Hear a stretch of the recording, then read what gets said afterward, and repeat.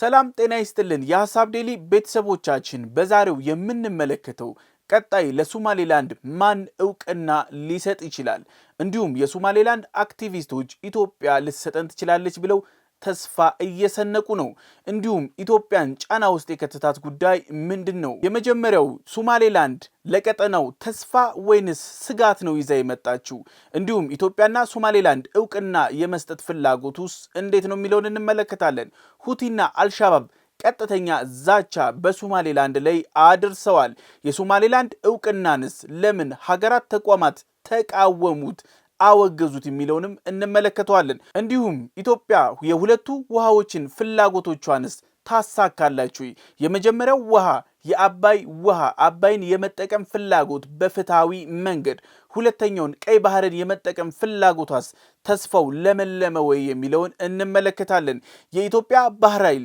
መቀመጫስ አገኘ ወይ የኢትዮጵያ ባንዲራ በቀይ ባህር ልናየው ይሆናል የሚለውን በሰፊው የምንመለከተው ይሆናል የሐሳብ ዴሊ ቤተሰቦቻችን እነዚህን ጉዳዮች ከጋዜጠኛና የፖለቲካ ተንታኝ ያሬድ ቁምቢ ጋር አብረን የምንወያይ ይሆናል አብራችሁን ሁኑ ግብጽ ኢትዮጵያን ለመክበብ የምትሄዳቸው ሂደቶች አንድ ናሽናል የተባለ ሜጋዚን ያወጣው ዘገባ ነበር ይሄ ዘገባ ላይ ግብጽ ኤርትራን ጅቡቲ ላይ ወደቦችን ተከራይታለች የሚል ንግግር ተነስቷል እውነት ለመናገር ከሶስቱም ሀገራቶች ከኢትዮጵያ መንግስትም ከግብጽ መንግስትም ከጅቡቲ መንግስትም ማረጋገጫ እስካሁን ድረስ አልተሰጠበትም ግን እንደተባለው ቢፈረም ኢትዮጵያ ምን አይነት ጫና ውስጥ ትወድቃለች ግብጽስ ምን አስባ ነው ይሄን ነገር ማድረግ የፈለገችው የሚለውን ነገር መልካም ያው ግብጽ በተለይ ደግሞ የኢትዮጵያ ህዳሴ ግድብ ከተመረቀ በኋላ በተለያዩ መንገዶች የኢትዮጵያ ላይ ጫና ለማሳደር ጥረት አድርጋለች የብላክ ፕሮፓጋንዳ በምትለውም ብትል እንዲሁም ኢትዮጵያን ሊሰብር ያስፈራራል ብላ በምታስባቸው ነገሮች የአካባቢውን ሀገራትን ጭምር ያካተተ የማያዳግም እርምጃ እንወስዳለን ከዛሬ ነገ ወዮልሽ የሚለው ዛቻ አልቆመም የተለያዩ ፖለቲከኞቹም መሪዎቹም ጭምር እቺን ውሃ ትነኩትና የሚል ዛቻና ማስፈራሪያ ነው የሚያደርጉት እንደውም ከትላንት በስቲያ ይሁን አንድ ማስፈራሪያ ቀርበው ነበረ ከዚህ በኋላ በአባይ ተፋሰስ ሀገራት ውስጥ ያሉ አንድም ሀገር ያለ ግብጽ ፍቃድ ምንም አይነት ግድብ እንዳይገነባ የሚል የሁሉም አለቃ ነኝ የሚል ዛቻ ነበር ያቀረቡት እርግጥ ነው ኢትዮጵያን የመክበብ ዓላማው ዛሬ መጣ አይደለም ከዚህ በፊትም ለአመታት የዘለቀ ነው ያሁን ለየት የሚያደርገው ምንድነው ጎረቤት ሀገሮች ኢትዮጵያን የሚያዋስኑ ሀገሮች በራቸውን ወለል አድርገው ግብጽ ለምትፈልገው ዓላማ ራሳቸውን አዘጋጅተው መጠበቃቸው እጅግ በጣም ነገሩን ወሰብሰብ ያደርገዋል ኢንተርናሽናል የተባለውም ጋዜጣ በዩኤኢ የሚገኝ ጋዜጣ ነው ምን አይነት ጋዜጣ ነው የሚለውንም ለማየት ሞክሬ ነበረ ተነባቢና ታማኒ መረጃዎችን በተለይ ደግሞ የዩኤኢን የአካባቢውን የአረብ ሀገራት ጉዳዮችን የሚያነሳ ነው ጋዜጠኛውም ሐምዛ ሄዳዊ የሚባል ነው ታዋቂና በዘርፉ ላይ በጣም የካበተ ልምድ ያለው ሰው ነው ይህን መረጃ እንግዲህ ከግብጽ ሆነው ዘገባውን ያቀረበው የኤርትራን ጉዳይ ባይሆንም የጅቡቲ ላይ ያለው ግልጽ እየወጡ ያሉ ነገሮች እየመጡ ነው ምክትል ፕራይም ሚኒስትራቸው ጅቡቲ ተገኝቶ የተለያዩ ፊርማዎችንም አድርጓል ያው ከባለፈው ኤፕሪል 2025 አካባቢ ነበረ ስምምነቱን አድርጓል የሚባለው ከጅቡቲ ጋር ያው ግልጽ የሆኑ የኢኮኖሚ የፋይናንስ በጋራ የመስራት ትብብር ቢመስልም ቅሉ ከበስተጀርባው ግን ኢትዮጵያን ለማነቅ የሚያስችሉ ማንኛዎቹንም አጋጣሚዎች የሚጠቀም ስምምነት ነው ብዬ ነው የወሰድኩት ምክንያቱም ኢትዮጵያ 95% የሚሆነውን የውጭ ንግድ እንግዲህ ወደ ሀገር ውስጥም ወደ ውጭ የምታወጣው በጅቡቲ ነው ይህ መሆኑ እየታወቀ ሙሉ ለሙሉ ለግብጽ አሳልፎ የመስጠትና ኢትዮጵያ ያው ደጃፏ ላይ ከየት ነው ወዴት ነው የሚል ዘበኛ የማቆም ያለው በሱ ብቻም ሳይሆን ያው ለግብጽ የኮንቴነር ተርሚናሎች የሎጂስቲክ ሀብት እስከ 10 ሄክታር የሚሆን መሬት ነው የተሰጣት። እዛም ላይ ግብፅ የራሷን ፕሮሰስ አድርጋ ወደ ውጭ የምታቀርብበትም ነው። ግብፅ እውነት የወደብ ችግር አጋጥሟት ነው ወይ? ግብፅ ያላት በቀይ ባህር ላይ ሰፊ የተባለ የቆዳ ስፋት እንዳላት ይታወቃል። እውነት ግብፅ የወደብ ማልማት ብላ አሰብ ኦልሬዲ የኛ ጥያቄ ነው፣ መውጫ በራችን ብለን ሊያዝ ነው። ሁለተኛ ደግሞ እንዳልከውም ከ95% በላይ ገቢ ወጪ ምርታችን የሚንቀሳቀስበት ጅቡቲ ነው። ሶ አጥሯት ነው ወይ? ይሄ መረጃ እንዴት ታየዋለህ? በጣም አስቂኙ ነገር ይሄ ነው። ግብፅ ምንም የማያስፈልጋት ሀገር ነች። 10 ሄክታር ያህል ጅቡቲ መሬት ስትሰጣት፣ በእርግጥ ይህንን ነገር ለንግድና ለቢዝነስ ልታውለው ነው ማለት አይቻልም። በተጨማሪ ደግሞ ከባዱና አደገኛው ስምምነት ምንድን ነው? የባበል መንደብ ሊቆጣጠሩ የሚችሉበትና ኢትዮጵያንም ሊያንቅ የሚችለውን መስመር ሙሉ ለሙሉ የማሪታይም አገልግሎት እንዲሰጥ፣ የተለያዩ ከባባድ መሳሪያዎቻቸውን ወታደሮቻቸውን ማስፈር የሚያስችል አካባቢውንም በራሳቸው ቁጥጥር ስር ሊያውሉ የሚችሉበትን እድል ነው የሚፈጥረው እና የጅቡቲው ሞር እየመጣ ነው። የኤርትራው ላይ እስካሁን ድረስ ምንም ነገር የተሰማ ነገር ባይኖርም አሰብ ላይ ያው የኤርትራው መሪ ግብፅ ተገኝተው ለቀናት ያደረጉት ስምምነት ነው ተብሎ ነው የሚነገረው። ተመሳሳይ የሆነ ነገር ኢትዮጵያን ሊያንቅ የሚችል እንዲሁም የዋርሺፕ በጣም ግዙፍ የሆኑ የሚሊተሪ ሰዎቻቸውን ሊያሰፍሩ የተለያዩ ለጦርነት ዝግጁ የሆኑ ጦራቸውን ለመስበቅ የሚያስችል ደረጃ ላይ የሚያበቃ ስምምነት ነው የተፈራረሙትና ይሄ በጣም በጣም አደገኛና ኢትዮጵያ እንደ መንግስት ቆም ብሎ መመልከት ያለበት ጉዳይ ይመስለኛል። እውነት ለመናገር የጅቡቲን ነገር ስንመለከተው ጅቡቲ ከኢትዮጵያ በአመት ከ2 ቢሊዮን ዶላር በላይ ታገኛለች። አንድ ሁለተኛ የውሃ አገልግሎት ከኢትዮጵያ ነው የምታገኘው። ኤሌክትሪክ በሃይድሮ ኤሌክትሪክ ዳም ክሊን ኢነርጂ ነው የምታገኘው። እውነት ከግብፅ ጋር ያደረገችው ዲል ነው ሊበልጥባት የሚገባው ወይንስ ስትራቴጂካሊ ካልኩሌትድ ያልተደረገ ሪስክ ውስጥ መግባት ለጅቡቲ ያዋጣል ወይ? እውነት ጅቡቲ ከኢትዮጵያ ጋር የነበራት ከዚህ ቀደም የነበራት ግንኙነት ወይንስ አሁን የግብፅ አይዞሽ እስቲ ሁለቱን ስናነጻጽረው ጅቡቲ እዳ ነው ምንዳ ነው የሚቀርብላት ከግብፅ? አዎ የሚገርመው ነገር እኔ በአንድ ወቅት ጅቡቲ ለስራ የሚሄድ እድል ገጥሞኝ ነበርና ጅቡቲ የምትተነፍሰው በኢትዮጵያ ነው ማለት ትችላለህ። የተለያዩ የሚቀርቡት የሸቀጣሸቀጥ ምግቦች፣ መብራቱን ብትመለከት፣ መጠጥ ውሃው በሙሉ ከኢትዮጵያ ነው የሚቀርብላት። ያለ ስስት የሚቀርብላት ጎረቤት ሀገር ብትኖር ጅቡቲ ነች። ነገር ግን አሁን ኢትዮጵያ ይዛ የመጣችው አምቢሽን ይህን ሁሉ ህዝብ ጊዜ ታፍኛ አልኖርም፣ የቀይ ባህር ጉዳይ እኔንም ይመለከተኛል፣ የባለቤትነት ጉዳይ አለሁበት ማለት ስትጀምር ይሄ ነገር ሄዶ ከዳር ከደረሰ ጅቡቲ እንደምትጎዳ ታውቀዋለች። ስለዚህ ያላትን ኃይል ተጠቅማ ኢትዮጵያን መልሳ ወደ ካፎቱ የመመለስ ወደ ነበረችበት ጉድጓድ የቀበሮ ጉድጓድ ውስጥ ለመቅበር ነው እንግዲህ ሀሳቧ። ምክንያቱም ኢትዮጵያ መልሳ ይህንን ነገር ማታነሳ ከሆነች በጅቡቲ ላይ ያላት ጥገኝነት በዚሁ አብሮ ይቀጥላል። ጥያቄዎቿ እየጨመረ የሚሄድ ከሆነና እየገፋሽ ከሄደ በዓለም ላይ ያለው ተቀባይነቱም እየጨመረ ይሄዳል። አዎ ኢትዮጵያ የቀይ ባህር አካል መሆን አለባት የሚለውም ዓለም አቀፍ ማህበረሰብም ድምፁ እየሰፋ ይሄዳል። ስለዚህ በአፋጣኝ ያው ከራሷ የፖለቲካና ጥቅም አንጻር ተነስታ ኢትዮጵያን እጇን ጠፍራ መያዝ እንዳለባት አምናለች እና ያው ይህኛውንም ለጥቅም ስትል እንጂ ለኢትዮጵያን ልጉዳት እስቲ ኢትዮጵያን የአይነዋ ቀለም አላማረችኝም በሚል አይደለም። በቀጣይ ሊኖራት የሚችለውን የኢትዮጵያን ትልቅ ሚናን እና ጥቅምን በማየት ነው። አንድም ወንዝ የላትም እስካሁን ድረስ። እውነት አሁን ኢትዮጵያ በዚህ ጅቡቲ ለምሳሌ ኢትዮጵያ የግብፅ መንግስት የሚያስተዳድረው ከሆነ ወደቡን የግብፅ ኃይል ጅቡቲ ላይ የሚሰፍር ከሆነ ይህን ግንኙነት አልፈልገውም ቢል የኢትዮጵያ መንግስት ጅቡቲ አንድም ወንዝ የላትም ብያለው። የውሃ አገልግሎት የምታገኘው ሙሉ በሙሉ ከኢትዮጵያ ነው።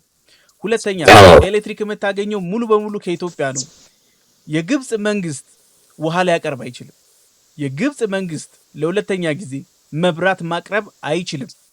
ጅቡቲ ውስጥ ለ10 ደቂቃ መብራት ቢቋረጥ በጣም ብዙ ህፃናት በሙቀት የተነሳ ይሞታሉ። ኡማር ግሌ አንዳንድ ይሄ ከፍተኛ ሙቀት ያለባቸውን ወራቶች ድሬዳዋ መተው ነው የሚያሳልፉት። በጣም ሆት የተባለ ኢንቫይሮንመንት ነው። ለዛውም የትሮፒካል ኤሪያ ነው ይሄ ኢትዮጵያም ጅቡቲም የሚገኙበት። በጣም ሆት ነው። ኢትዮጵያ አልቲቲዩዷ ከፍ ስላለ ቢያንስ የተመጣጠነ የሚባል የአየር ሁኔታ እናገኛለን። የነሱ በጣም አልቲቲዩዱ የወረደ ስለሆነ ሙቀት ነው። በዛ ላይ ደረቅ አየር ነው ያለው። እውነት ኢትዮጵያ ይሄንን ግንኙነት ብትቶ ትጠቀማለች እንጂ አትጎዳም። ጅቡቲ ግን የመኖር ህልውና ውስጥ ነው የምትገባው። ምናልባትም ይሄንን ኦፈር ከዚህ በፊት የግብጽ መንግስት እንዲህ ብሎ ነበረ፣ የሶላር ሲስተም እንግጠምላችሁ የሚል ሂደት ተጀምሮ ነበር። እስካሁን ድረስ ግን የሶላር ሲስተሙ የውሃ ላይ ሽታ ሆኗል። ሁለተኛ ነገር ደግሞ ግብጽ ለራሷ የውሃ እጥረት አለባት፣ እንኳን ለጅቡቲ ልሰጥ። የግብጽ የውሃ እጥረት ግን 100% በጣም በጣም እንዝላል የተባለ የውሃ አጠቃቀም ነው ያላት በሀገሪቷ ውስጥ። በዛ የተነሳ ነው ግብጽ በተደጋጋሚ የውሃ እጥረት የሚያጋጥማት፣ ያላትን ውሃ በስነ ስርዓት ስለማትጠቀም። የግብጽ የውሃ ሶርሶች የመጀመሪያው ከባህር ላይ አጣርታ ትጠቀማለች። አብዛኛውን ከ95% በላይ ደግሞ የሚሆነውን ከኢትዮጵያ ታገኛለች። የከርሰ ምድር ውሃ አላት፣ ግን ተንኮል አትጠቀሙም። ግን ግብጽ የሁሉ ኦፕሽን አላት። ጅቡቲ ግን ኢትዮጵያ ጥላት ዞር ብትል እውር ሲጠግብ ምርኩዙን ይወረውራል ነው የሚሆነው። እውነት ነው። የቆጡን አውርድ ብላ የብብቷን ጣለችም እዚህ ጋር ሊመጣ ይችላልና እስትንፋሷ ኢትዮጵያ ነች እንዳልኩ። ሙቀቱንም አይቼዋለሁ፣ ኑሮውንም አይቼዋለሁ። ግን ምንድነው ሁልጊዜ ኢትዮጵያን ዝቅ ብላ የምትፈልገውን ጥቅሞቿን ሳትጠይቅ የተባለችውን አድጌ የተባለችውን እያደረገች እንድትሄድ ነው የሚፈለገው። ይሄ ስምምነትም ከመኖሩ በፊት እኮ ላለፉት ጊዜያቶች ውስጥ የኢትዮጵያ የውጭ ንግድ ከጅቡቲ ጋር የነበረው ግንኙነት አልጋ ባልጋ አልነበረም። ለባል ተብሎ ተዘጋ ይባላል። የመንገድ ኢንፍራስትራክቸሮች በቂ አይደሉም። ይችን የምታክል ትልቅ ሀገርን ሊይዝ የሚችል አስተማማኝ የሆነ መሰረተ ልማት እንኳን ለማሟላት ብዙ ችግሮች ነበሩ። ዋጋ እንደምታየው ንረት ያለምንም በቂ ምክንያት እንዲጨምር ይደረጋል። በየቀኑ ከሀገር ውስጥ ወደ ሀገር ውስጥ የሚገቡ ምርቶች ጅቡቲ መሬት ላይ በቆዩበት ቁጥር የዋጋው ጭማሪ በጣም በጥፍ እያደገ ነው የሚሄደው፣ እየጨመሩ ነው የሚሄዱት። ያ ኢትዮጵያ ሲገባ ተጠቃሚው ላይ ዋጋው ኑሮ ነው የሚጠብቀውና በፊትም ለኢትዮጵያ የሚጠቅም ለኢትዮጵያ የሚያዝን አይነት ግንኙነት አይደለም የነበረውና ያው ምርጫ የላትም የትም መሄጃ የላትም የሚል ስሜት ነበረ። እሱን አብረን የምናየው ይመስለኛል በቅርቡ። አሁን ናሽናል ያወጣው ዌብሳይቱ ላይ ያወጣው መረጃ የግብጽ መንግስት በአሰብም በጅቡቲም የመስፈር ወደቦችን የማልማት እንቅስቃሴ ነው ብሎ ያነሳው። ግን ከዚህ ቀደም አዲስ አድማስ የዘገበው አለ፣ ጋዜጣው ኦልሬዲ እጄ ላይ አለ፣ እሱን ራሱ ማየት እንችላለን። እና ከዚህ በፊት በኢህአዴግ ጊዜ የግብጽ መንግስት ኤርትራ ላይ ወታደሮቹን ሊያሰፍር ነበር። እስከ 30,000 በላይ የሚሆኑ ወታደሮችን ለማስፈር ሙከራ አድርጎ ነበር። የለውጡ መንግስት ከመጣ በኋላ ግን በፍጥነት በማስቆም በዲፕሎማሲያዊ ንግግር ይሄ ነገር እንዲቆም ተደርጓል። ግብጽም ማስተባበያ ተሰጥበት ነበር። ይሄኛው እሳቤ ግብጽ በተደጋጋሚ ነው፣ አሁን ለሁለተኛ ጊዜ ነው የኢትዮጵያን የመክበብ፣ አሁን ደግሞ በወታደራዊ መንገድ። በነገራችን ላይ ከወራት በፊት በጣም ግብጽ አፍሪካ ህብረትን በጣም ነው የምትጠላው። በተደጋጋሚ እንደውም የውጭ ጉዳይ ሚኒስቴሯ በድር አብደላቲ እንደሚሉት ከሆነ እሳቸው እንደሚሉት አፍሪካ ህብረት ሪፎርም ያስፈልገዋል። ምክንያቱም ይሄንን የሚሉት እንደ አረብ ሊግ ጠፍጥፎ ያልሰሩት ስለሆነ አያሸረግድላቸውም። ስለዚህ እውነት ነው። አዊሶም ተካታ ሶማሊያ ላይ በመግባት የኢትዮጵያ ድንበር አቅራቢያም ድረስ ደርሳለች ግብጽ በአሁኑ ሰዓት ላይ። ለምንድን ነው በተደጋጋሚ አብሶ ደግሞ በኤርትራ የመንጣት እሳቤ ያላቸው? አሁን ለሁለተኛ ጊዜ በኤርትራ ለመጀመሪያ ጊዜ ደግሞ በሶማሊያ በኩል መታለች። እውነት ቀጥታ ጦርነት ፍላጎት አለ ወይንስ ምንድነው ዓላማው? ወታደሮቿን ወደ ኢትዮጵያ የማስጠጋት እውነት ተጽዕኖ ነው? ምንድነው ይሄ ነገር? እኔ እንደሚታየኝ ግብጽ የቀጥታ ጦርነት ከኢትዮጵያ ጋር አታደርግም። ያው ከባለፈውም ታሪካዊ ዳራ አለው። በተለይ ደግሞ በቀደምት መሪዎቿ ከከማል አብደል ናስር በኋላ ይመስለኛል ከኢትዮጵያ ጋር የምናደርገው ቀጥታ ጦርነት ባይኖርም እንኳን ኢትዮጵያን ውስጧ ገብተን ማንኛውንም ተፋላሚ ኃይሎችን የማደራጀት ካሉም ደግሞ እነሱን ድጋፍ የመስጠት ማንኛውንም ነገር እያገዝን ደካማ ኢትዮጵያ እንድትፈጠር እናደርጋለን የሚል ስልት ነው ሲጠቀሙ የነበሩት። አሁንም እያደረጉ ያሉት ይሄንኑ ነው። ለአብነት እንኳን ለማንሳት ታስታውስ እንደሆነ የቀድሞ የግብፁ መሪ ሞርሲ በሰበሰቡት ስብሰባ የካቢኔያቸው ስብሰባ ላይ ሲነሳ በቀጥታ የቴሌቪዥን ስርጭት ነው የተሰራጨው እና ኢትዮጵያ ውስጥ ያሉ ተፋላሚ ኃይሎችን በሙሉ በስም እየጠሩ እነዚህን እየደገፈን ኢትዮጵያን ማዳከም አለብን፣ ይሄ ነው ስትራቴጂያችን፣ ይሄን መቀጠል አለብን ነበር ያሉት እና ይሄንን ነው ያደረጉት። ግብፅን ብቻ አይደለችም። ኤምኦዩ በተፈረመ ጊዜ ካስታወስክ የሶማሊያው መሪ ሐሰን ሼክ መሐመድ ወጥተው የተናገሩትን ነገር ማስታወስ የካቢኔ አባሎቻቸው ወጥተው የተናገሩትን ማስታወስ ተገቢ ነው። ኢትዮጵያ ውስጥ ያሉትን ተቋሚ ኃይሎችን እያደራጀን ኢትዮጵያን እናፈርሳለን፣ እናዳክማለን እያሉ ነበር ሲናገሩ የነበረውና ቀጥታ የሆነ ጦርነት ባይኖርም እንኳን ያው የዲፕሎማሲን ፕሬዠር ለማድረግ በሚሊተሪ ራስን መወጠር፣ ለምሳሌ ድንጋይ ይዞ የሚጠብቅ በርህ ላይ የሆነ አካል ካለ ምንድነው የምታደርገው? በርን ቆልፈ ቁጭ ብለህ ትጠባበቃለህ ወይ ደግሞ ከቤተሰቡን አደራጅተህ ያን ሰው ለመግጠም ትሮጣለህ። እና ያንን ነገር የማድረግና በጣም የማስጨነቅ ስራ ለመስራት ነው ይሄ ከበባ የሚደረገው። ኢትዮጵያም ያው ዝም ብላ የምትቀመጥ አይመስለኝም። በአደባባይ በየሚዲያው ባንሰማውም እንኳን ውስጥ ውስጡን የሚኖሩ ዓለም አቀፍ ግፊቶች እና ጫናዎች እንዲፈጠሩ የሚደረግ ይመስለኛል። ግብጽ ቀጥታ ኢትዮጵያን ለመውጋት ጂኦግራፊ ራሷ አይመቻትም፣ ግን ጉራ የጉንደት ጦርነቶች ላይ ተሸንፋለች። ቅድም እንዳልከው እንዳነሳው ግን አንድ ነገር ግን አሁንም በፕሮክሲ ይዋጉናል። ለምሳሌ ግብጽ የፈጠረቻቸው እነ ሻቢያ ጀምሃን ኦልሬዲ አጥፍተውታል ህወሓትን ጨምሮ። ግን ከፈጠሯቸው በኋላ እነዚህን እንቅስቃሴዎች አንድ ነገር አስታጥቀዋቸዋል። እሱም ኢትዮጵያውያንን ከፋፍሏቸው፣ ከከፋፈላችኋቸው ትገዛላችሁ የሚል ንግግር አለ። እስቲል አሁን በኢትዮጵያ ውስጥ እዚህም እዛም የሚነሱ ጦርነቶችም አንደኛው ይሄ ነው። ከፋፍለ ግዛ ራሱ ህወሓት የያዘው አንደኛም ከዛም ጭምር ነው። ኦልሬዲ ጦርነት ላይ ነን ማለት አይቻልም ወይስ? በትክክል ማለት ይቻላል። ምክንያቱም ያው የኢትዮጵያን አምቢሽን አይተዋል። አንደኛ ከግድቡ ተጠናቆ አገልግሎት መስጠት ጀምሯል።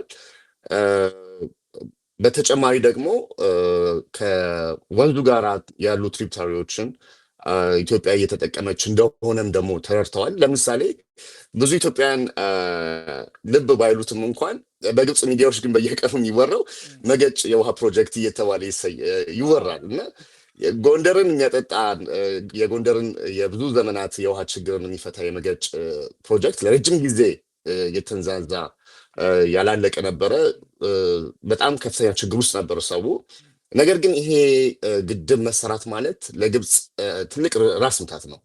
ለምንድን ነው ውሃ የሚጠጡት? ምክንያቱም ወደ አባይ ወደ ናይል ወንዝ የሚሄደውን የውሃ መጠን ይቀንሰዋል የሚል ስጋት ነው።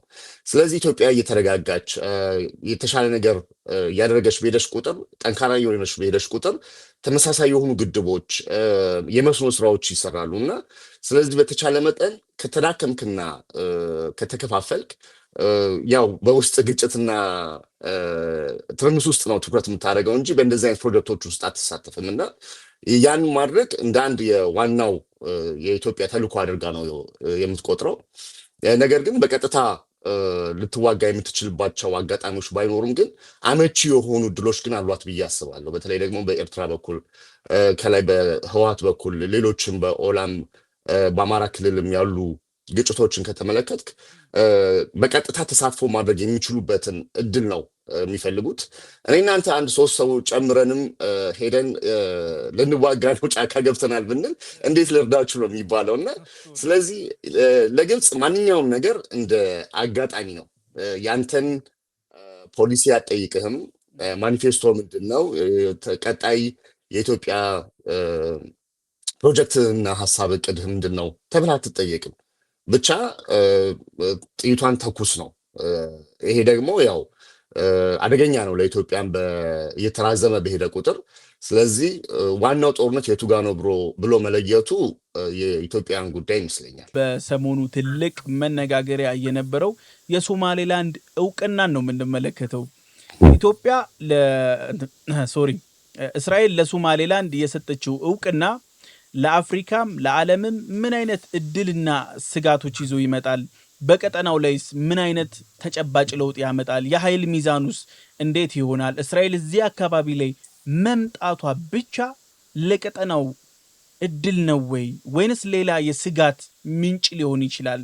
ለኢትዮጵያስ ሆርኑ እንደምታውቀው በየቀኑ ተለዋዋጭ የሆነ ባህሪ እያሳየ አሁን ደግሞ የኃይል ሚዛን መቀየር ጀምሯል። እስቲ ይሄኛው ሂደት በቀጠናው ላይ ምን አይነት ለውጥ ሊያመጣ ይችላል? እንዲህ ነው ብሎ መናገር አይቻልም። እድልም አለው፣ ተስፋም ስጋቶችም አሉት።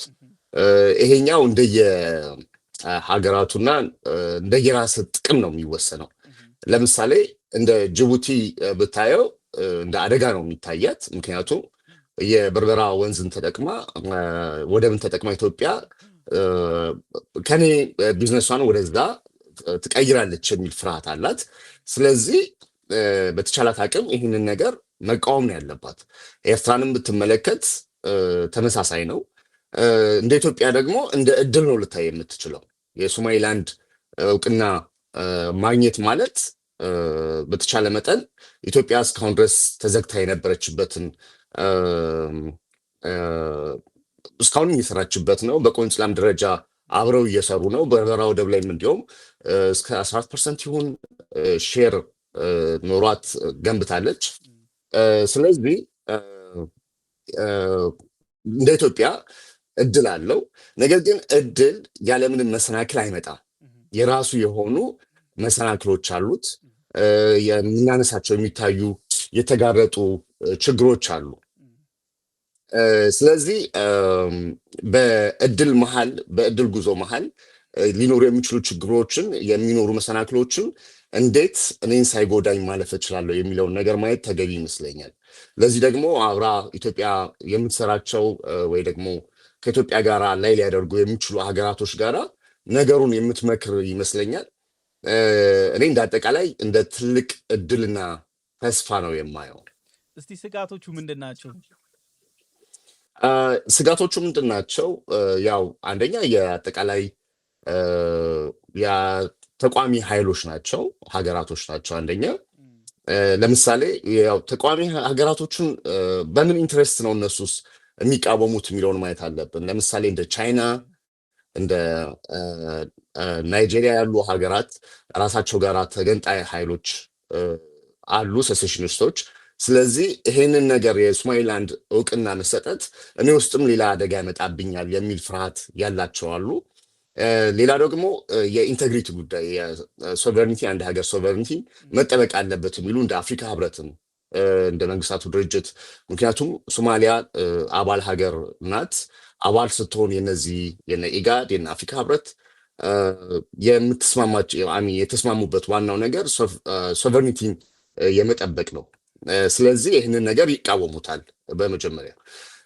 ሶስተኛው ግን ምንድን ነው ኢትዮጵያ ሶማሊላንድ እውቅና ካገኘች ኢትዮጵያ ትጠቀማለች የሚል ሲሪየስ የሆነ አቋም ያላቸው ይህንን ለማስቆም የሚወጡ የቅርብ ጎረቤት ሀገሮቻችን እንደ ጅቡቲ እና እንደ ኤርትራ የመሳሰሉት ናቸው እና ያው ከራሳቸው ጥቅም አንጻር ቢሆንም ኢትዮጵያን በማሰብ የሚቃወሙት ኃይሎች ናቸው በቀጥታ እዚህ ውስጥ የሚሳተፉት። ሶማሌላንድ ስናነሳ ሶማሌላንድ ኦልሬዲ የራሷ ገንዘብ ያላት የራሷ ፓርላማ ያላት የራሷ በጣም ከሶማሊያ ከሀገሪቷ አንጻር ስንመለከታት በጣም ሰላማዊ የተባለ ፍትሃዊ የሀብት ሽግሽግም የሚታይበት ነው። እንዲሁም ምርጫዎች ራሱ በሰላማዊ ያለ ጦርነት ያለ ጥይት ስልጣን መቀየርም ጭምር የተቻለበት ነው። ራስ ገዝ ሆና ከቆየች ከ30 ዓመት በላይ ሆኗታል። ያው እንደሚታወቀው ሶማሌላንድ እና ሶማሊያ በእንግሊዝ ስር ነበረች፣ ሶማሌላንድ በጣሊያን ስር ነበረች። ኦልሞስት አንድ የነበሩ አልነበሩም። የሆነች ስህተት ነች ኦልሬዲ ሁለቱ እንደ ሀገር ሲቆሙ የነበሩት። ግን አሁን ሶማሌላንድ ኦልሬዲ ሀገርነት እውቅና የመጀመሪያውን በእስራኤል አግኝታለች። ግን ይሄንን ካገኘች በኋላ እስራኤል ይሄንን እውቅና ለምን ሰጠቻት? አንዳንድ የሚነሱ ሩመሮች አሉ። ለምሳሌ የመጀመሪያው እስራኤል እዚህ ቦታ ላይ ቤዝ ትፈልጋለች። ቤዝ ካገኘች ደግሞ የመጀመሪያዋ ስራዋ የሚሆነው ደግሞ ሁቲ ነው። ሁቲ ፊት ለፊት የመን ትገኛል። አብሶ ይሄ ኖርዘርን የመን በሁቲ የተወረረ ነው። ሶ ቀጥታ ሁቲን የማጥቃት ፍላጎት አለ። ምናልባትም በዚህ ቀጠና ላይ ሌላ አዲስ ጦርነትም ሊታወጅ ይችላል። ሁቲ አንድ ነገር ተናግሯል። የእስራኤል የጦር ቤዝ ሶማሌላንድ ላይ ካገኘሁት ወደ ሶማሌላንድ እተኩሳለሁ የሚል እንቅስቃሴ አለ። ምናልባትም እኛንም ጨምሩ ይሄ የጦር ሜዳ ከሆነ አሁን ካለበት ሁቲ እንደምናውቀው በተለያየ ጊዜ መርከቦችን ይመታል፣ ያሰምጣል፣ ያግታል፣ ብዙ መስተጓጉሎች ያጋጥማሉ። ኢትዮጵያ በዚህ በቀይ ባህር ላይ ነው እየተጠቀመች ያለችው። ምናልባትም ቀጥታ የሚፋለሙ ከሆነ የኛ ኢንተረስት እንዴት ይሆናል? እኛስ እንዴት እንሆናለን? በጣም ጥሩ። ዋናው ነገር ማንሳት ያለብን ምንድነው ሶማሊላንድ እንደ ሀገር በ1960ዎቹ ነው ነፃነት ያገኘችው ከእንግሊዝ። የመጀመሪያው እውቅና ሰጪም ኢትዮጵያ ነች። በነገራችን ላይ ከ5 ቀን በኋላ ግን አይ አብረን መሆን ይቻለናል አሉ። አብረው ሆኑ በዚያድ ባሬ ጊዜ። እና በዚያድ ባሬ ጊዜ ከፍተኛ የሆነ ጥቃት ነው የደረሰባቸው። እስከ 300,000 ሰው ነው ሞቶባቸዋል የሚባለው። 91 ላይ ግን እኛ ሀገር ሆነናል ብለው ራሳቸውን ከቻሉ በኋላ የዋናዋ ሶማሌ ምንም አይነት ተጽዕኖ ሳይኖር በፋይናንስ በሴኪሪቲ ብትል በማንኛውም እንቅስቃሴ ውስጥ ራሳቸውን የቻሉ ናቸው። እውቅና ባይሰጠውም ፓስፖርትም አላቸው። በነገራችን ላይ የሚያነሱት ጥያቄ አሁን ምንድን ነው? እንደ ሌሎች ተገንጣዮች አትመልከቱ ነው እያሉ ያሉት በተደጋጋሚ። ዲኮሎናይዜሽን እና ሴሴሽኒስት የሚባል አለ። ስለዚህ እኛ ዲኮሎናይዝ ሆነን ያለንን እውቅና ሪስቶር አድርጉልን ነው፣ እውቅና ማትስጡን ነው፣ ሪስቶር ይደረግልን የሚል ነገር ነው እያነሱ ያሉት እና ከሌሎች ጋር አይገናኝ እያሉ ነው። እስራኤል እዚህ ውስጥም ቀጥታ ስትገባ ያው ይህን ታሳቢ አድርጋ ቢሆንም ከሁቲ ጋራ ብቻ ሳይሆን ያው ወዳጅ የሆኑ ሀገራትም እርስ በርሳቸው በቀጠናው ላይ የበለጠ ተሰሚነት እንዲኖራቸው ይፈልጋሉ። ለምሳሌ በአሜሪካና በእስራኤል እንኳን የተለያየ ፍላጎት ቢኖርም አሜሪካ የበለጠ እዛ ቦታ ላይ ቤዝ መያዝ ትፈልጋለች። ለምሳሌ አፍሪኮም ጀነራሉ እንዲሁም በሶማሊላንድ ብዙ ጊዜ ተገኝተው ነበረ። የእስራኤል እዛ ቦታ ላይ መምጣት ግን በዋነኝነት አንደኛ አካባቢውን የመቆጣጠር ነው። ቤንጎሮን ካናልም የመገንባት ሀሳብ እንዳላት ታውቃለህ መቼስ፣ ስዊዝ ካናልን። ስለዚህ መውጫውንም መግቢያውንም የመቆጣጠር ሩጫ ነው ያለው። እሱ ብቻ ሳይሆን ወደኋላ ላይ እናነሳዋለን፣ የቱርክም ሙሉ ለሙሉ ሶማሌን እንደ ጊፍት የተሰጣት ነች ማለት ይቻላል ሶማሊያ ለቱርክ። እና በጣም አስደንጋጭ የሆኑ ነገሮች ናቸው። እንደው በዚህ ይዘህ እንድትመልስልኝ የሶማሌላንድን እውቅና በጣም አጥብቀው ከተቃወሙት ውስጥ ቱርክ አንደኛዋ ነች፣ ጅቡቲ ያለች፣ ግብጽ የመጀመሪያ የጮኸችው ነች። በነገራችን ላይ የአፍሪካ ህብረትም ይሄንን ተቃውሟል። ግን የአፍሪካ ህብረት ሲቃወም የአፍሪካ ህብረትን አሁን ቼርፐርሰን ሆኖ እየመሩ ያሉት የጅቡቲ ሰው ናቸው። ያው የኢንተረስት ጉዳይ እንደሆነ ይገባናል። ግን የቱርክ ለየት ያለ ይሆናል። ለምሳሌ ቱርክ በሶማሊያ የኦይል ማውጫዎች አግኝታለች። አብሶ በኢትዮጵያና በሶማሊያ በኩል ትንሽ የመጎረባበጥ ነገሮች ነበሩ። የአንካራው ስምምነት ነገሮችን ካበረደ በኋላ ቱርክ በሶማሊያ ብዙ የማዕድን ፍለጋዎች አድርጋ ነበር፣ ግን ነዳጅ አግኝታለች። ይሄ ኮስታል ኤሪያው ላይ ነው ያገኘችው። አንደኛው ደግሞ በዚህ በሶማሌላንድ በኩል ያለ ነው ተብሎ ይጠበቃል። ምናልባትም እነ ቱርክ ጥቅም አይሆንም ያስጨዋቸው። በትክክል ሁሉም ለማንም አስቦ አሳዘንከኝ እንደው ልርዳህ ብሎ አይደለም የሚመጣው። የራሱን የቤት ስራ ሰርቶ ምንድን ነው የምጠቀመው ብሎ ነው። ያው እንዳልከው እንደና አፍሪካ ህብረት በጣም ሪጂድ ሪጀክሽን ነው ያደረጉት። በጣም ፈርም የሆነ ነው ተቃውሟቸው። በተመሳሳይ መጠን ያው የኢጋድም ተቃውመዋል። ኢጋድም ያው አቶ ወርቅነህ ገበየሁ ናቸው፣ ኢትዮጵያዊ ናቸው። ነገር ግን እንደ ተቋም እንደ ኢንቲቲ ያንን ማድረጋቸው የሚጠበቅ ነው፣ አዲስ ነገር አይደለም። ምናልባት በቀጣይ በሀርጌሳና በሞቃዲሾ መካከል የሚዲዬሽን ስራ የመስራት ስራዎችን ቀስ እየተባለ የማለዘብ ስራ መምጣቱ አይቀርም። ምናልባት የምታስታውስ ከሆነ የኤምኦዩ ሲፈረም የነበረው ጩኸትና የፈነዳው ከባድ የፖለቲካ ሜስ ታውቋለህ፣ ኢትዮጵያም ላይ የደረሰው እና ሐሰን ሼክ መሐመድ ወደ 9 ሀገር ነው የሄዱት። ኤርትራ 4 ጊዜ ነው የተጓዙት እና ከባድ የሆነ አልሸባብ ኢትዮጵያ ላይ ጂሃድ አውጃለሁ ሁሉ እስከ ማለት ነበር የደረሰው። ያ አጠቃላይ ሂቱን የለካበት ነው። እንግዲህ እየተደጋገመ እየሄደ ሲሄድ ነገሮች እየለዘቡ ሰዎችም ሚዲየት ለማድረግ አገራትን ሚዲየት ማድረግ ይጀምራሉ። ሁሉም የራሳቸውን ጥቅም ይዘው ምንድን ነው የሚለውን ነገር የሚያዩ ይመስለኛል። እና የቱርክ በጣም አስገራሚው ነገር 90% የሚሆነውን ለራሷ ወስዳ 10% ነው ለሶማሊያ ባለቤቷ የምትሰጠውና እጅግ የሃይድሮካርቦን የለም አካባቢውን ትጠብቃለች። ከባህሩ የሚገኘውን አሳ ምርትም ቀጥታ ወደ ሀገር ውሰጂ ነው የተባለችው። እና እሱ ብቻ አይደለም፣ ያው ግራ መጋባት ነገር እንዳለ ሆኖ በሶማሊያ መንግስት በኩል ለአሜሪካን ተመሳሳይ ኦፈር ነበር ያቀረቡት ካስታወስክ። ሙሉ ኮስት ላይኑ እንደፈለጋችሁ አድርጉት፣ አትገንጥሉን እንጂ ወይም ደግሞ ለሶማሊላንድ እውቅና አትስጡ የሚል ነው። ግን የሶማሊላንድ ተጽዕኖ የምትፈጥር ከሆነ በአንድ ሀገር ላይ አሚን የሶማሊያ ሚሊተሪ ቀጥታ ወደ ሶማሊላንድ ሄዶ ህግ የማስከበር ስራ መስራት ካለበት ያን ማድረግ ነው ያለበት።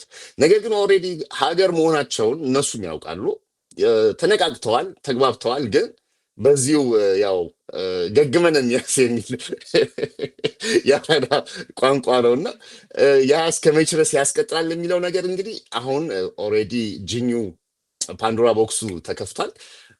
ቀጣይ የምናየው ነው የሚሆነው የሚቀጥለውን። እውነት ነው። የሶማሌ ላንድን እውቅና የማግኘት ስራ አብዛኛውን ኢትዮጵያ እንደሰራችው ይታወቃል። በእርግጥ ይሄ አንደኛው የዲፕሎማሲ ኢትዮጵያ ያላትን የዲፕሎማሲ አቅም ተጠቅማ ከአሜሪካ ጋር ከእስራኤል ጋር ሰፊ የመጋረጃ ጀርባ ውይይቶች ከተደረጉ በኋላ ነው ይሄኛው የሶማሌ ላንድን እውቅና እውን እንዲሆን የተቻለው። ኢትዮጵያ ነገራችን ላይ ኢትዮጵያ ቀድማ ሰታ ቢሆን አስበው ሊደርስ የሚችለውን ከፍተኛ ጫጫታ። በነገራችን ላይ ኤምኦዩ ተፈረመ ተብሎ የሁሉ ሩጫ ነበረ። ግን እስራኤል ስታደርገው ሩጫው አለው እንደው በንጽጽር ጅቡቲ ነው እስካሁን ድረስ ሄዱት ሁላ የሆነ ሰዓት ላይ ምን ነበረ ሲባል የነበረው ከአንዱ ኤርፖርት ላይ ነበረ ሲተላለፉ የነበረ ይሄን ያክል ቢዚ ሆነው ነበረ። ግን እስራኤል ስትሆን ለምን ከመግለጫ አልዘለለም? ኦልሬዲ ከጩኸት ከመግለጫ የዘለለ ነገር የለም። ኢትዮጵያ ስትሆን ግን ሁሉም ነው የጮኸው፣ ሩጫ ነበር። ለምሳሌ ግብፅን መመልከት እንችላለን። በፍጥነት ሶማሊያ ስትመጣ ነበር የሶማሌው፣ ኤርትራ፣ ጅቡቲ፣ ግብፅ ሩጫ ነበረ። ግን ሀያላን ሀገር ሲሆን ግን የመደንገጥ አለ። ኢትዮጵያ ግን ስትሆን በጣም ይጋጋላል። እንዴት ታየዋለህ? ያ ምንድን ነው ኢትዮጵያ ባለችበት ተቀብባ አርፋ ትቀመጥ፣ ከዚህ ዘላለው ምትል ከሆነ እንኮረኩማታለን፣ ደካማ ነች፣ ወደፊትም ደካማ ሆና ትቀጥላለች የሚል ነገር ነው ያለው እሳቤ። ኢትዮጵያን አሳንሶ የመመልከትም ነገር እንዳለ ታያለ።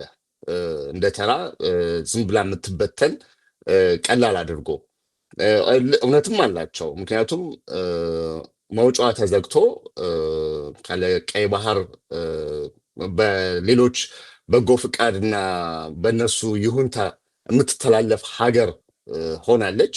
ስለዚህ በተቻለ መጠን ያው እኛ ከተባበርንባት ኢትዮጵያን እንደቁሳታለን የሚል የሞኝ ፖለቲካ ያለ ይመስለኛል። ይህ ትልቅ ማንቂያ ደውል ነው በነገራችን ላይ በረከት። ምክንያቱም ኢትዮጵያ ሀያላን ሀገር መሆን አለብን የሚል እሳቤ ሊኖረን ይገባል። ከራሳችንም ከአስተሳሰብ ነው የሚጀምረው። ይህ አስተሳሰብ እያደገ ሄዶ ሀገራችንን በመለወጥ ስርዓት ይቀያየራል። በስርዓት መቀያየር ውስጥ ኢትዮጵያ የምትባለዋን ታላቅ ሀገር ግን እየገነባን ልክ እንደ ማንኛውም እስራኤል እንደምትፈራው ኢትዮጵያ ስትገላመጥ ሌላው ብርድ ብርድ የሚለው መሆን ያለብን መሆን ለመድረስ ነው ማሰብ ያለብን እና በትክክል እነሱ ስለኛ ያላቸው ግምት ምንድን ነው የሚለውን ነገር እንድንረዳ በቂ ማስረጃ ይመስለኛል። ኢትዮጵያ በነገራችን ላይ ከእውቅናው ቀደም ብሎ ከቀናት በፊት ልኡካኖቿን ልካ በሶማሌላንድ ሰፊ የተባለ የኢንቨስትመንት ትስስር ላይ ነበረች። ሰፊ የተባለ እንቅስቃሴዎች ሁላ ስታደርግ ነበረ።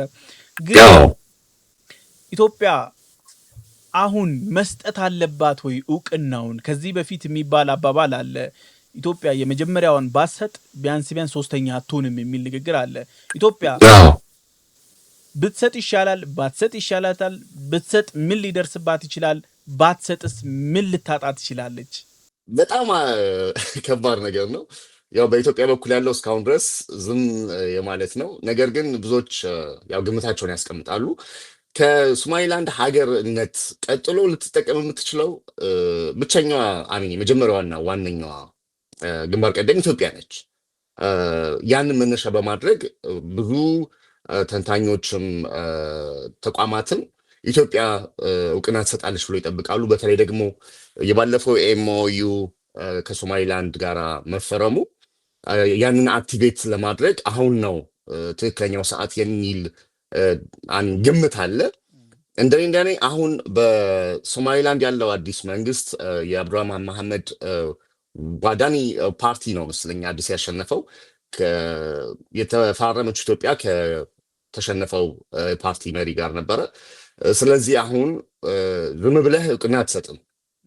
ያ ስምምነት መሻሻል ካለበት የማሻሻል ለውስጥ ንግግር የማድረግ እውቅና ብሰጥ ሊደርስብኝ ከሚችሉ ጫናዎች ወይም ደግሞ ዛቻዎችም ይሁኑ ወይም ጥቃቶች ሊቋቋም የሚችል ጥቅም አገኛለሁ ወይ የሚለው ነገር ነው የሚወስነው። እና እንግዲህ በውስጥ በዲፕሎማሲ ስራ ከሶማሊላንዶች ጋር እየተሰራ ነው ብዬ አስባለሁ። ነገር ግን ኢትዮጵያ ብቻ ሳትሆን ያው እነ ዩኤም አሉ፣ ህንድም በነገራችን ላይ ናሬንድራ ሞዲ ኢትዮጵያ በተገኙበት ጊዜ ከኢትዮጵያ ጠቅላይ ሚኒስትር ጋር ተነጋግረዋል በሶማሌላንድ ላይ የሚል ነገር አለ። ምክንያቱም የምዕራባዊ ፓሲፊክ ኢንዲያን ኦሽን ጋራ የቻይና መስፋፋትም አለ። ያን ለመቆጣጠር ህንድም የራሷ ኢንተረስት ስላላት የሶማሌላንድን እውቅና ትፈልጋለች እና እሷም ሁለተኛ ለመሆን ሀሳብ አላት። የኢትዮጵያ ግን በተቻለ መጠን ነገሩን አጢኖ በተለይ ደግሞ በሀገር ውስጥ ያሉትን ያው መነሻ የሚያደርጉት ሀገር ውስጥ ያለውን እርስ በርስ ግጭትን እኛ ተጠቅመንበት እንበቅላለን የሚል ስለሆነ በተቻለ መጠን ኢትዮጵያ የውስጥ ችግር መፍታት ቢቻልና ማለዘብ የሚቻልበት መንገድ ቢፈጠር ኢትዮጵያ ሁለተኛ ብትሆን ትጠቀማለች። ምክንያቱም ብቸኛ ተጠቃሚ ስለሆነችም ከምስራቅ አፍሪካ ሀገራትን ሌሎችም እየተቃወሟት ያሉት ኢትዮጵያ ትጠቀማለች በሚል እሳቤ በመሆኑ ስለዚህ ኢትዮጵያ ቀጥታ እዚህ ውስጥ ገብታ ነገሩን አጢና ሁለተኛ ብትሆን የተሻለ ነው ብዬ አስባለሁ። ቀጣይ ግን ሌሎች የዲፕሎማሲ ስራዎች ሊኖሩ ይችላሉ።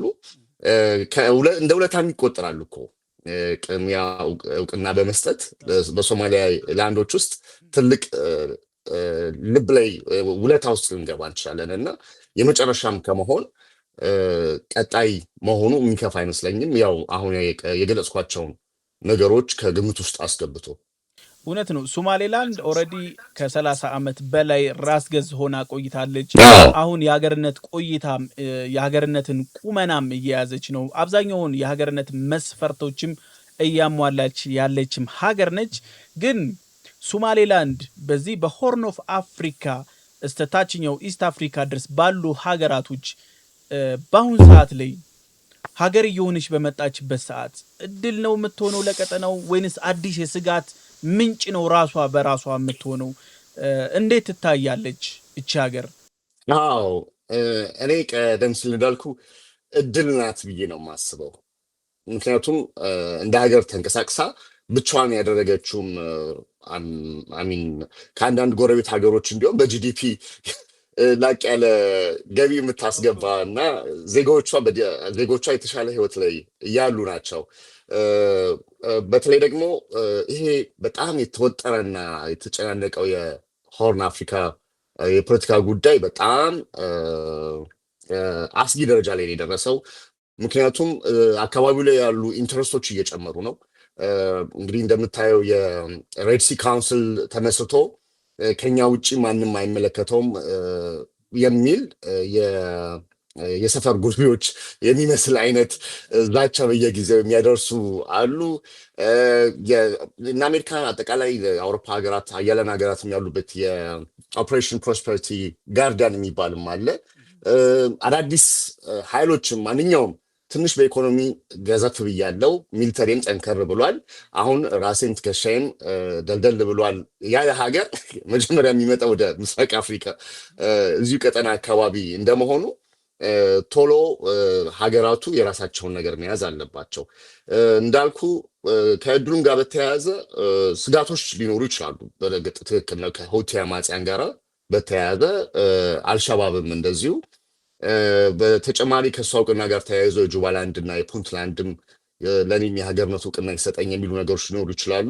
ግን በአንጻሩ እኔ ሳወዳድራቸው ከማንኛውም ሀገራት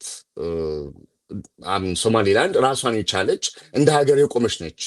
እንዲሁ በቀላሉ ልትፈረካከስ የደቡብ ሱዳንን ያህል እንኳን እርስ በርስ ውጊያ ላታይበት የምትችልበት ቀጠና ነውና እኔ ሶማሊላንድ እዛ ውስጥ መግባቷ አንደኛ ከሁቲም ጋር ባለው ከአልሸባብም ጋር ያለው ነገር አሉ። አሁንም እኮ አሉ እነሱ በቀጣይም ይቀጥላሉ። ስለዚህ የኦፌንሲቭ የማዳከም ስራ ለመስራት የማዳከም ስራ ይሰራበታል።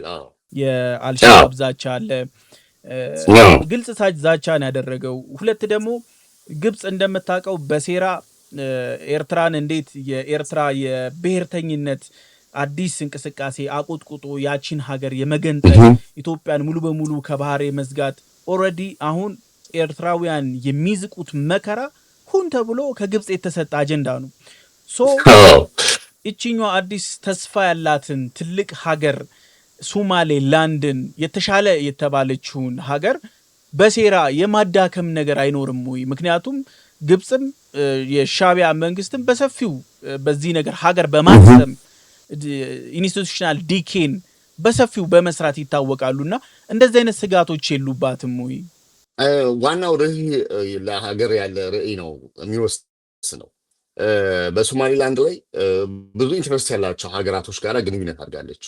አሁን የዩኤኢን ብትመለከት ከ400 ሚሊዮን ዶላር በላይ የንግድ ግንኙነት በበርበራ ወደብን የማደስና እንዲያውም በጣም የተመቸ ከጅቡቲን በተሻለ መንገድ የተመቸ ነው የሚባለው እሱን የመስራት የኢንፍራስትራክቸሮች፣ የፋይናንስ እነዛን ኢትዮጵያም በዚሁ አለችበት፣ ታይዋን በራሷ አለች። የነዚህን ሀገራቶች ፍላጎት በራሷ ጥቅም ጋር አሰናስላ ነው ለቀጣይ የሀገርነት ብቁ ሀገር መሆን የምትችልበትን እድል ስትሰራ የቆየችው። እስካሁንም የተሻለች በዲሞክራሲውን ብትል ወደ 6 ጊዜ መሪዎችን የመረጠች ራስ ገዝ ነች።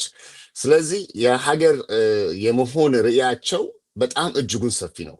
የሆነ ሶማሌን ትልቋን ሶማሌ ለማዳከም ብለው ገንዘባቸውን ሀብታቸውን ያላቸውን የሰው ኃይል ወደ ውትድርና ቀይረው ሲፋለሙ የምታያቸው አይደሉም እና ራሳቸው ላይ የሰሩ ራሳቸውን ያበቁ በመሆናቸው የሀገርነት እውቅና ቢሰጣቸው ኦልሬዲ ጀምረውታል።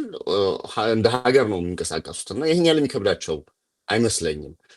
እነሱም እንዲሁም የበለጠ የተለማመዱት ይመስለኛል ባለፉት 30 ዓመታት እንደ ሀገር አክት የማድረግ የኢትዮጵያን ህገ መንግስት እንኳን ብታየው እኮ አንድ ሀገር አንድ ክልል እገነጠላለሁ ቢል 3 ዓመት ጊዜ ይሰጠዋል ነው የሚለው። ለዛ የሚያበቃም እንኳን ባይኖር ግን ሶማሌላንዶች ከ30 ዓመት በላይ የራሳቸውን የቻለ ሀገር የመሆን ልምምድን ተለማምደዋል ብዬ አስባለሁ። ኢትዮጵያ የወደብ ተስፋዋ በጣም እየለመለመ መጥቷል። ግን ይሄኛው የወደብ ተስፋዋ የአሰብን ፍላጎቷን ይቀንሰዋል ወይ? እንዴት ትመለከተዋለህ?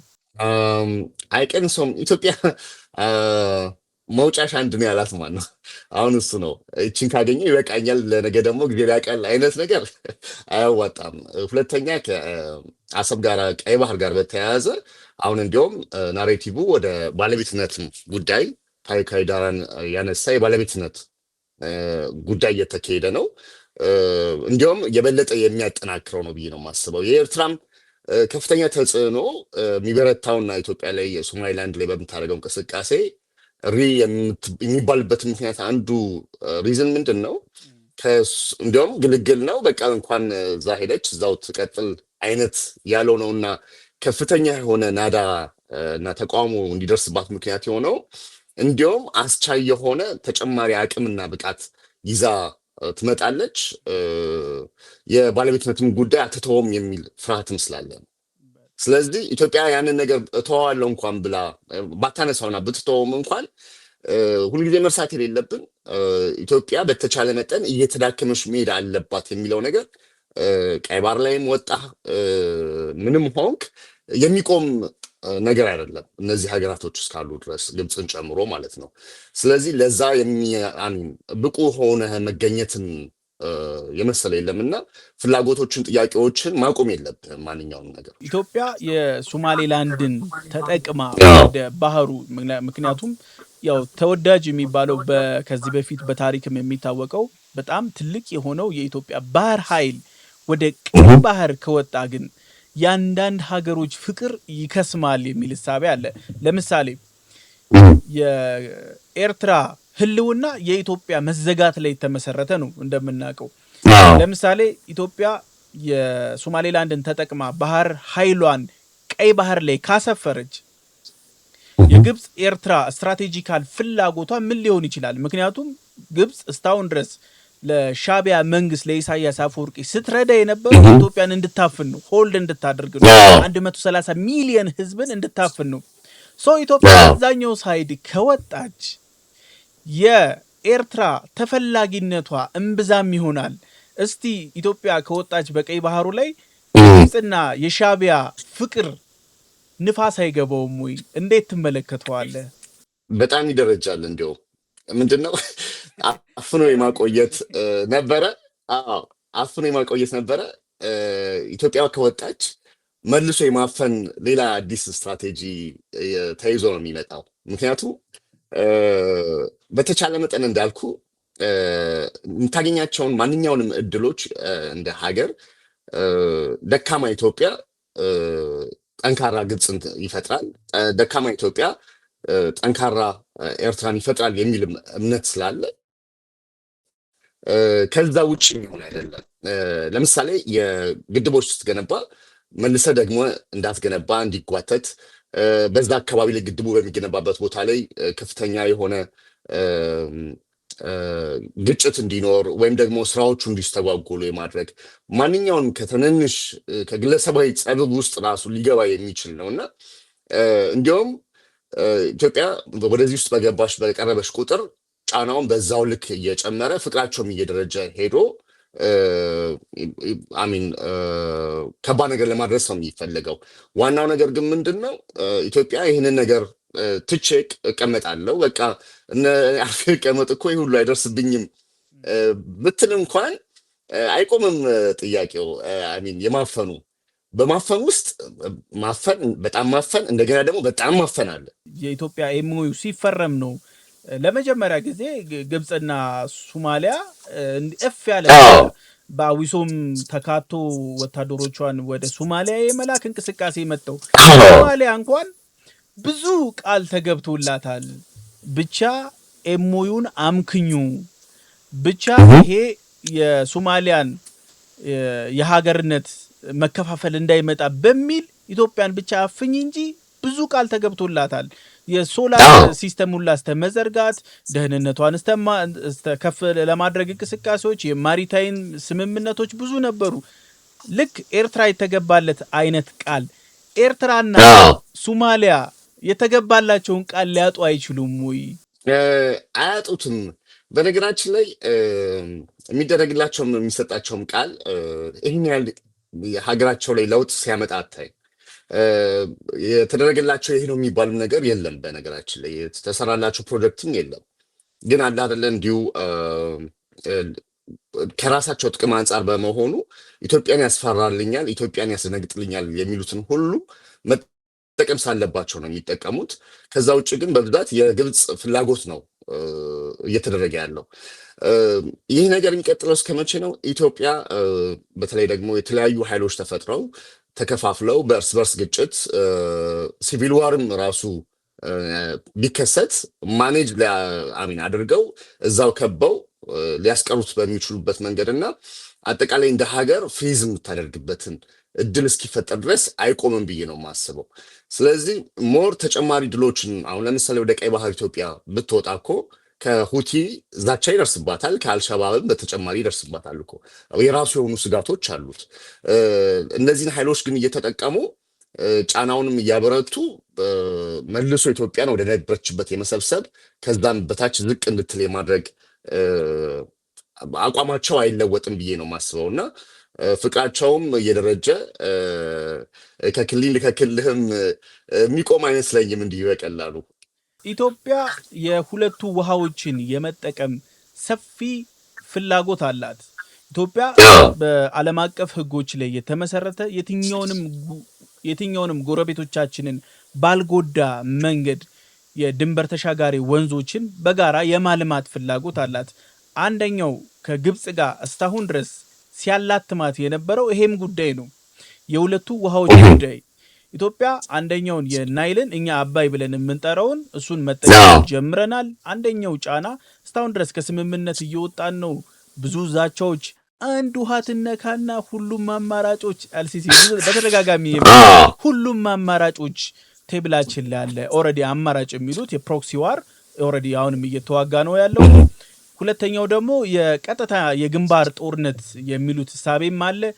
ግን ኢትዮጵያ በሶማሌላንድ በኩል ከሄደች ሁለተኛውን የውሃ ፍላጎቷን ሙሉ በሙሉ ማሳካት ትችላለች ወይ?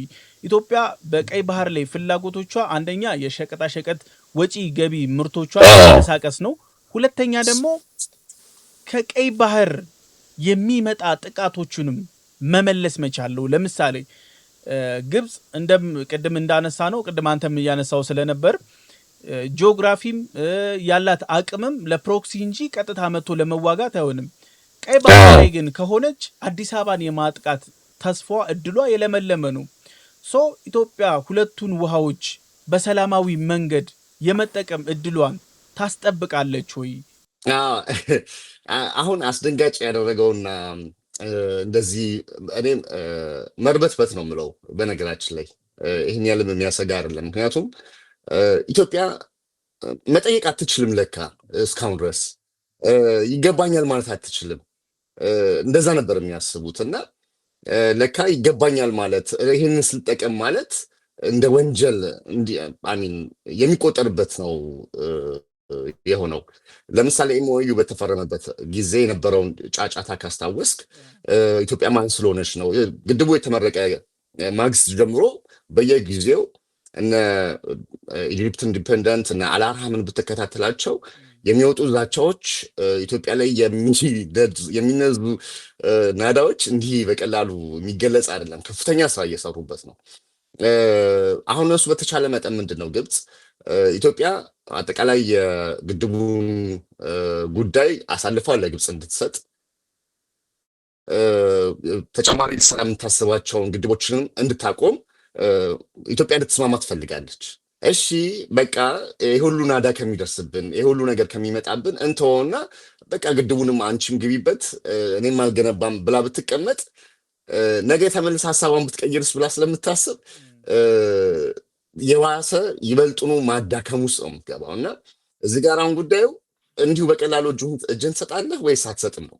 እጅን ከሰጠ ተበላህ ማለት ነው። ያው እንደ ሀገርም እንደ አጠቃላይ እስካሁን ድረስ የመጣንበትንም ጉዞ አደጋ ውስጥ ሊከት የሚችል የእርስ በርስ የመከፋፈልና ማንኛውንም ነገር የዲፕ ስቴቱንም ስራ አሳልፎ እንደመስጠትና ፖለቲካችንንም በእነሱ እንዲዘወር የማድረግ ነው። ስለዚህ ይህንን አሳልፎ ሊሰጥ የሚችል ዜጋ ካለ አይሮ ነው መመርመር ያለበት ይመስለኛል። ግን ኢትዮጵያ አምቢሽኗን በዚሁ ማቆም የለባትም፣ መቀጠል አለባት ብዬ ነው የማስበው። በእያንዳንዱ በምትሄድበት የግብፅ አፈቀላጤዎች አንድ ነገር ሲናገሩ እኔ በጆሮዬ የሰማሁት የምነግርህ፣ እኛ ለኢትዮጵያ ቀይ ባህርን እንፍቀድላት፣ እሷ ደግሞ አባይን ለእኛ ትልቀቅልን የሚል ንግግር አለ። እውነት እነሱ ይህንን በሻዕቢያን ሰፖርት በማድረግ ሶማሊያ ድረስ በመሄድ አሁን ሶማሌላንድን የማፈን እንቅስቃሴ ይሄ ሁሉ ሩጫ ኢትዮጵያ ሁለተኛውን የሁለት ውሃዎች ሁለተኛውን ፍላጎቷን ኢትዮጵያን ከውሃ የማስቀረት እንቅስቃሴ ነው።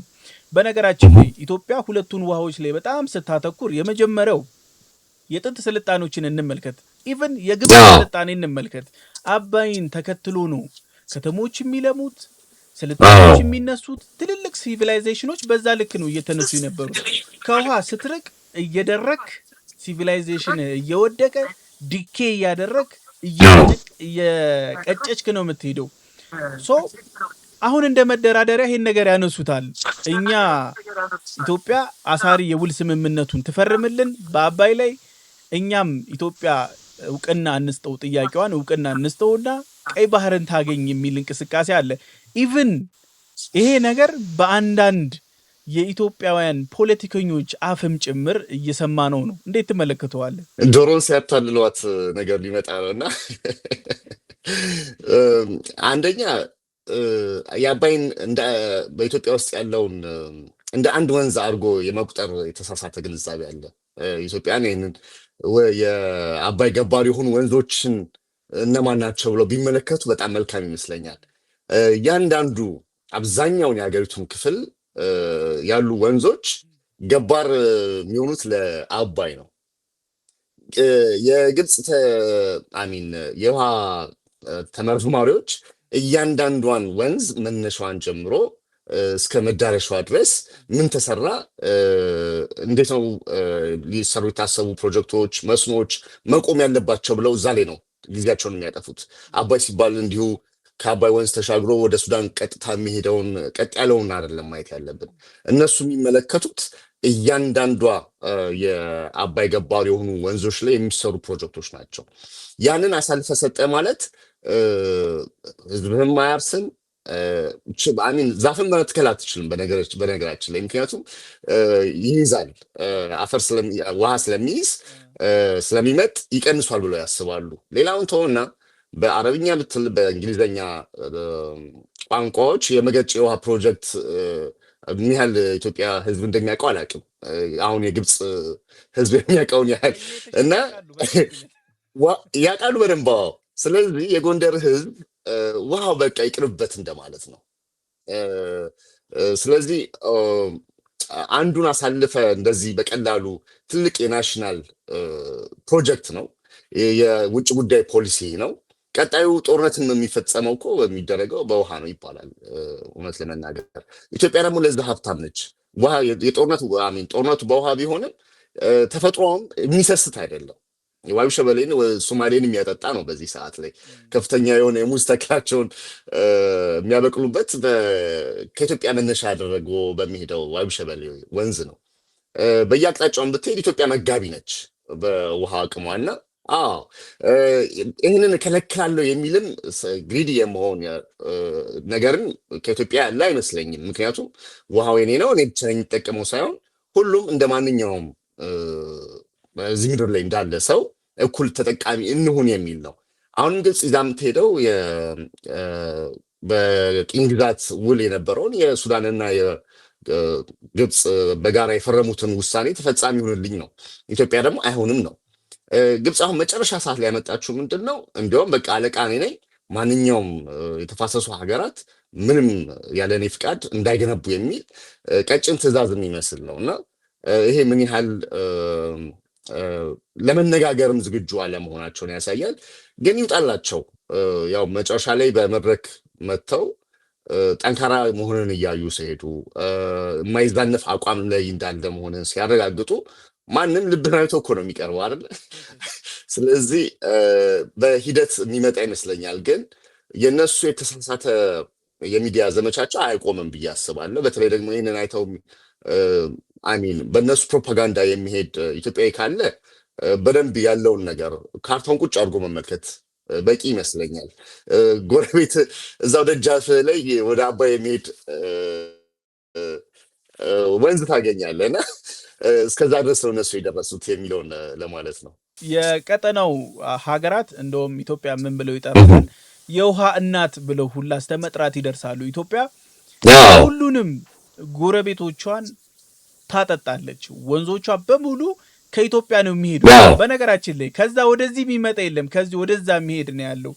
ግን ኢትዮጵያ ከዚህ ቀደም የነበሩ መንግስታቶች ይሄንን አቅም እንደ ፖለቲካል ካፒታል ተጠቅመው ግን ተጽዕኖ መፍጠር አልቻሉም። ኢቭን አሁን ቅርብ ጊዜ ነው ገና አባይን ስንነካው ሁሉ ግርግር የተነሳው። በነገራችን ላይ እኛ ስጋታቸው አባይ ብቻ የመነካቱ አይደለም፣ የአባይ ገባሮች ሁላ የመነካት እድል ይኖራቸዋል። ግን ኢትዮጵያ የዚህ ውሃ ላይ ያላት እንቅስቃሴ ከግብፅ አንጻር ስንመለከተው የወረደ ነው። ለምሳሌዎች እናስቀምጥ። የመጀመሪያው የግብፅ ህገ መንግስት ላይ የአባይን ውሃ የነካ ቀጥታ ጦርነት እንደሚያውጁበት ነው። በዚህ ደረጃ ነው ያነሱት ያላቸው አባይ ውሃ ላይ እንትን ማለት ነው። በእርግጥ ዝርክርክም ውሃ አባካኝም የሚባሉት ውስጥ አንደኛ ናቸው። ግን ኢትዮጵያ ያላትን የውሃ ሀብት ታውቀዋለች ወይ? በትምህርት ቤቶቿ ይሰጣሉ ወይ? ስትራቴጂካል ፖሊሲ ይቀረጽላቸዋል ወይ? ማኑዋሎች ተዘጋጅተዋል ወይ? ውሃችንን ሀብታችንን እናውቀዋለን ወይ? ኢትዮጵያ ያላት በነገራችን ላይ በጣም አስገራሚ የሚሆነው ፍሬሽ ዋተር ነው ያለን። ቅድም እንዳነሳው የመጪው ዘመን ጦርነት ከተነሳ አንደኛው የሪሶርስ ነው። ከሪሶርሶቹ ደግሞ ሁሉ የማይገኘው ምናልባትም ትንሽ የሆነችው ፍሬሽ ዋተር ነች። ዓለምን በሰፊው የያዘው ውሃ ሆንም ጨዋማ ነው። ሶ ይሄ ፍሬሽ ዋተር የያዘን ሰዎች ምናልባት ብንሸጥ ራሱ ትልቅ ካፒታል ከነዳጅ በላይ ካፒታል ሊኖር ይችላል። ኢትዮጵያውያን ግን እውነት ነቅተናል ወይ? የነሱን ያክል ነው እንግዲህ ከዚህ በኋላ ያለው ነገር ይወስናል። በተለይ አሁን እኛም ባለንበት ሀገር ላይ ለምሳሌ የቧንቧ ውሃ አይጠጣም። ሪሳይክል ተደርጎ የሄደው ተመልሶ እየመጣ ነው። ምን ያህል ለውሃ ካላቸው ጥንቃቄ አንጻር ማለት ነው። እኛ ያው አንታፕድ የሆነ ፖቴንሻል ያለን ከርሰ ምድር ውሃውን ብትል ወንዙን ብትል ከኛም አልፎ ወደ ሌሎችም የሚሄዱ ናቸው።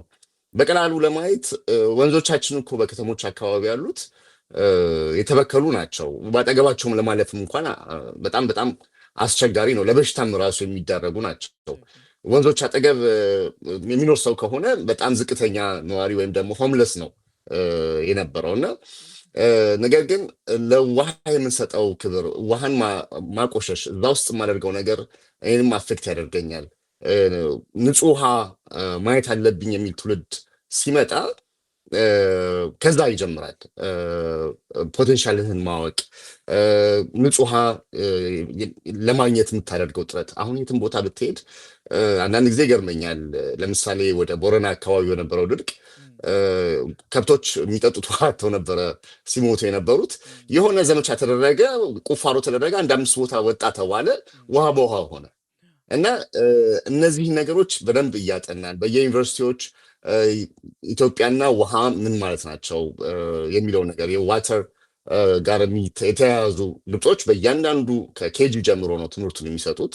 በጣም አስገርሞኛል። አንድ ግብፃዊ ነግሮኝና ያላቸው እውቀትም በጣም አስደናቂ ነው። በዓለም ላይ ያለውን አጠቃላይ የውሃ ሀብትን ብቻ ሳይሆን ቀጣይ የነሱም የላይፍ ላይን ውሃ መሆኑን የሚያውቁበት መንገድ የሚረዱበት መንገድ ይገርመሃል። ከዛ ግን እዛ ጋር አንጻርም ችግር የተነሳ ይመስለኛል ምን ችግር አለው በቃ ቀይ ባህር ምን ያደርግልናል እንትን አባይ ምን ያደርግልናል የሚልም ግንዛቤ መጣውና ግን ግን በቀጣይ ላይክ አሁን መነሳቱ ካልቀረ ትልቅ ትምህርት ነው። እናንተ የምናደርገውም ውይይት እኮ ያው ይሄ ጉዳይ ስለተነሳ ነው አይደል? ስለዚህ እኛም የምንናገረው ነገር የሆነ ሰው ያስተምራል ብዬ አስባለሁ። የዛሬው ይሄን ይመስል ነበር። በቀጣይ በሌላ አጀንዳ እስከምንገናኝ ሰላም ሁኑ።